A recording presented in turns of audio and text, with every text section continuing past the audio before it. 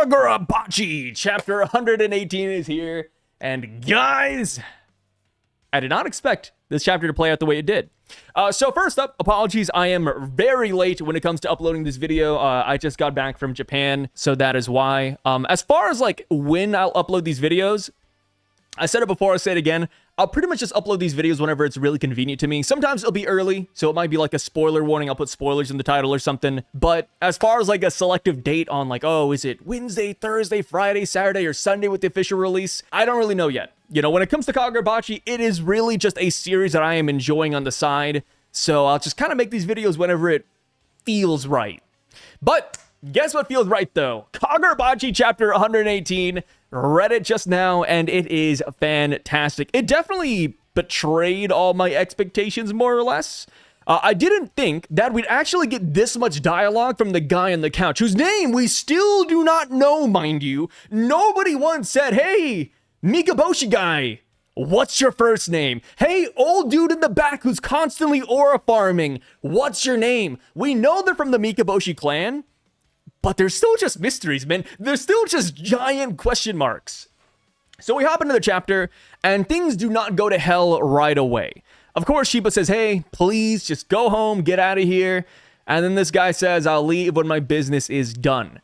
Chiba, Tokyo, all these places, all these demands. If you know our history, you know exactly why we want this. And based on this dialogue right here, it's pretty apparent that even the Mikaboshi clansmen know that they're not really here for any peaceful negotiations. I bet even if Japan surrendered all of the prefectures they talked about last chapter, the Mikaboshi would probably still end up slaughtering everybody. Shiba says, hey, don't move or these guys over here will cut you down. The guy moves literally just like a frame, like barely just doing anything, just pulls a knife out of his pocket, and his fingers are effing gone. My boy Hiroto Soga is the one who did that. I'm so glad that Hiroto and I believe the other guy, the bigger dude, is named Yoshinojo. Both Soga clansmen that we saw last chapter. I'm glad they're still alive come the end of this chapter, because I really did think that they were just going to get one shot, that they were just going to be cannon fodder for the Mikaboshi boys here. I still think that will be the case, but I'm happy that they, you know, survived and ore farmed a little bit. I know that sounds silly to say, but I mean, come on, dude. How is that not ore farming? Cutting off his fingers in like a frame, and then he's just over here like sheathing back the sword, saying next time it'll be your throat. Yeah, he's cool. That is my boy. So the guy does not care about his cut off fingers. Instead, he continues talking, saying that this ore that you call the Datenseki, we pray to it. It protects us. We coexist with it. And I found that really interesting. One, because they pray to the stone, but two, he says this ore you call Datenseki. I do wonder if the Mikaboshi clan, who've known this stone for 1,000 years, if they have another name for it altogether, which I do not think is super crazy, right? You know, he could easily say, hey, this ore that you call Datenseki, we call it this. This is actually the name of the stone. So, yes, he doesn't unfortunately give us the origins of the stone. He simply says that the Mikaboshi clan has pretty much become one with it. That is when he makes another move. Our boy Hiroto, I'm just saying our boy now, our guy Hiroto cuts his throat off as promised, and then we get bum rushed by the men in black. It's funny because at the beginning of the chapter, Mashiro said that the only ones that are really a threat are the guy on the couch and the guy in the back. But no, these guys in black are also pretty strong. We finally get to see what they are all about. We get to see the Mikaboshi Clan sorcery in action, as well as Mashiro sorcery, which we were pretty on the money. You know, based off of that one cover page of Mashiro, we saw these giant circles before, and we saw that he was controlling his sword with it. So we can kind of just interpret what he can do based off that image alone. And yes, we learn that he's able to create pressure in specific places and in specific directions.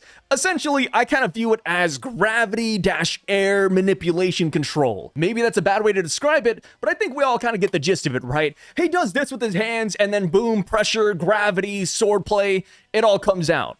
And I also love the way, like, they visualize it as well. It's like these white, weird, circular things in the air. It's dope. As far as the Mikaboshi clan, we learned last chapter that they do use insect sorcery. They tame insects. And we see Kara coming out. It forms a bumblebee-wasp hornet thing.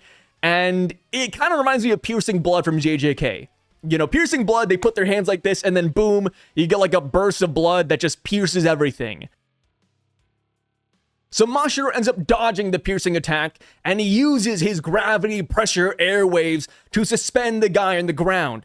But it doesn't really work. The guy in black actually breaks past it and attacks Mashiro. And that is when we see that this guy, dash the Mikaboshi, have become one with the Datenseki. They are wearing this thing. It fuels their power, which is really interesting because that is a very different utilization than what Japan is doing. Japan turned the Datenseki into the enchanted blades, whereas the Shokoku, they simply merge it onto their pendants and fuse it with their bodies, and it enhances their power.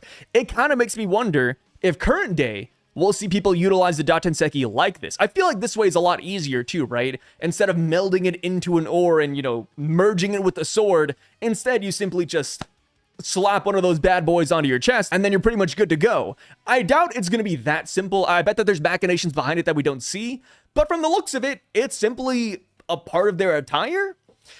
So yes, we learn that the Datenseki is enhancing pretty much everything about them, their physical prowess, their sorcery and whatnot, and we learn all this while the man in black is choking out Mashiro. Before the guy in black can kill Mashiro with his Kara, Bumblebee Hornet ability, we see that Mashiro's sorcery comes back into play, and he uses a sword that he hid in the sand to slice off the guy's head. And again, I love that they tease his ability in chapter 114's cover page, because it really gives extra value to just checking all of those out and seeing the small details that pop up. So we move on and we see that all of the men in black have been dealt with. Our guy Hiroto walks out of the ocean, injured yet or farming yet again with the dead guy in black over his shoulder. We then also see the big dude Yoshinojo walking out as well, and Shiba shows up with another dead body. All the men in black have been dealt with. The only guys left is the guy on the couch and the old man. And these dudes, they are leagues above the guys that we just fought. I mean, hell, even Mashiro at the beginning of this chapter said so, right? Like, hey, those men in black, they're no big deal. The main problem is this guy over here. This guy feels like death. And here we go. We cut away to a videotape reporting on this incident where Shiba is being interviewed by himself. And they say, hey, Shiba, what happens next? And brother, I think everybody's dying here. I think Mashiro's cooked. I think my favorite dude, Hiroto's cooked. Yoshinojo's cooked. I feel like they're dead, man. Yeah. If I had to put the onus on one of these guys surviving, I'd say Mashiro looks fine for now. Like, maybe it's one of those things you expect him to die, but he actually survives. We'll see, but I am expecting at least 2 dead bodies out of this confrontation. Which is kind of funny because we do end this chapter on a high note, right? All the men in black are dead. The guy on the couch is also seemingly dead, but then again, we know that he can regenerate, but we'll see. One plot twist that I would find kind of interesting is if the men in black also got up too. I mean, hell, if the guy on the couch is going to regenerate from broken fingers and a chopped off head, surely these guys can regenerate from sword slashes and stabs? Right? It would be nuts if everybody from the Mikaboshi clan were literally undying, or just anybody with a stone was undying. That would be super broken. So I don't know if I want to give everybody regeneration. I'm cool with the guy on the couch and the old guy having regeneration, but giving that to all the fodder guys as well? I don't know, man. That might be too crazy. But then again, the Shokoku, they do beat Japan ass for a little bit. Like, based on the history of the war, Japan is the losing side for a good chunk of it, until we get the enchanted blades.